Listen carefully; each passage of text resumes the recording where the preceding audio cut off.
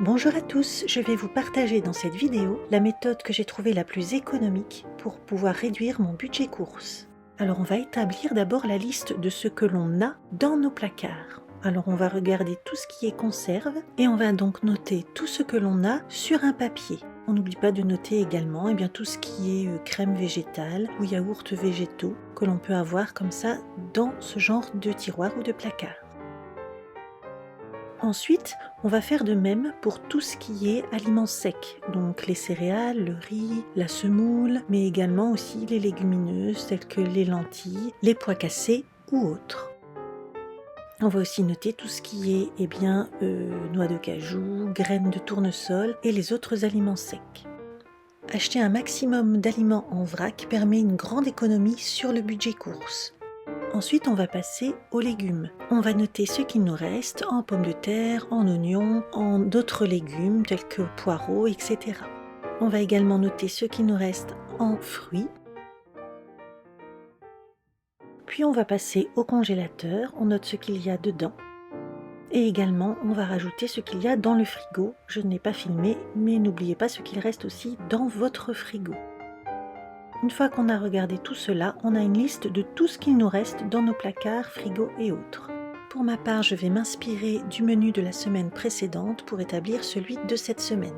Je vais donc prendre une nouvelle feuille et commencer à préparer le menu de la semaine en fonction de ce que j'ai noté, que j'avais donc dans mes placards. Donc je regarde le mardi de la semaine d'avant, il y avait fondu de poireaux, riz et steaks végétaux ou steaks normaux. Comme je n'ai pas de poireaux dans mes placards, je vais remplacer par des épinards que j'ai donc dans mon tiroir. On n'oublie pas de barrer à chaque fois ce que l'on a utilisé pour savoir ce qu'il reste. Et on continue ainsi à établir le menu.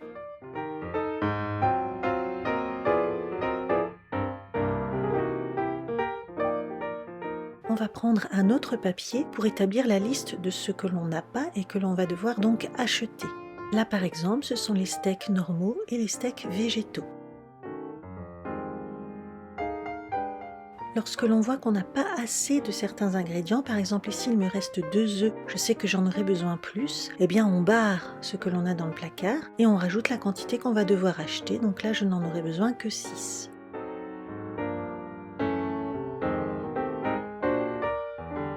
Ensuite, on va venir vérifier sur la liste de nos placards que nous avons bien barré tout ce que l'on va utiliser dans la semaine.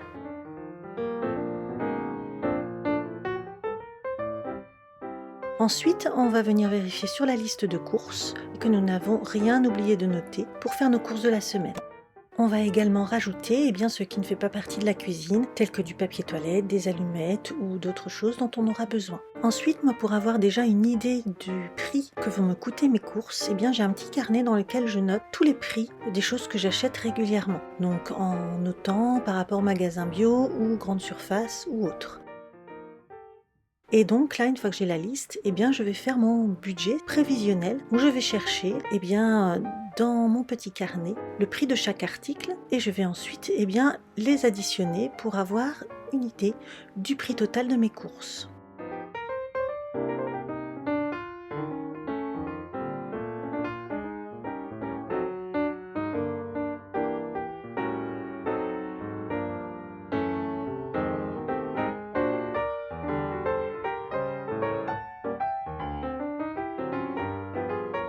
Je me suis rendu compte que j'avais noté les pommes de terre que j'avais déjà, donc je les ai barrées et par contre j'avais oublié de noter les biscuits pour ma fille.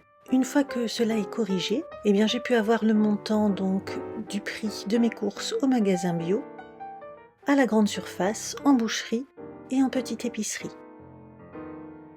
Ensuite, je vais noter le montant total que vont me coûter les courses de la semaine pour 3 personnes. Je n'oublie pas de récupérer le papier du menu de la semaine précédente afin qu'il me serve pour les courses de la semaine prochaine. Avant de partir faire les courses, je prépare mes sacs et mes boîtes d'emballage. Au magasin bio, j'en ai eu un pour un tout petit peu moins que ce qui était prévu. Et en grande surface pour un tout petit peu plus, ce qui a équilibré. Alors j'ai oublié de prendre des photos, mais à la boucherie j'en ai eu pour 60 centimes de plus que prévu, et à la petite épicerie j'en ai eu pour 10 € de plus parce que j'ai pris quelques extras pour la famille. Grâce à cette technique de liste de courses, j'arrive à rester sur un budget d'environ 100 € par semaine pour 3 personnes, tout en continuant à acheter principalement en magasin bio et chez les artisans locaux. J'espère que cette astuce vous sera utile. Merci à tous et à bientôt.